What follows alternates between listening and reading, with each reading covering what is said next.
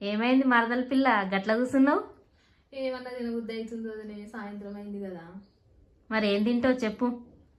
నువ్వు గప్పుడు చేసినావు చూసినావా, 1 year బ్యాక్ ఏమో, ఏంటిది? రైలు పలహారమా సంథింగ్ ఏదో చేసినావు కదా, అది టేస్ట్ బాగుండే.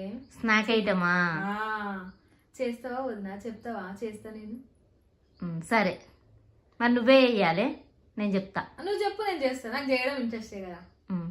సరే పోదా. చెప్తావా? చెప్తా. చేయాలా? చెయ్యి, పద వెళ్దాం.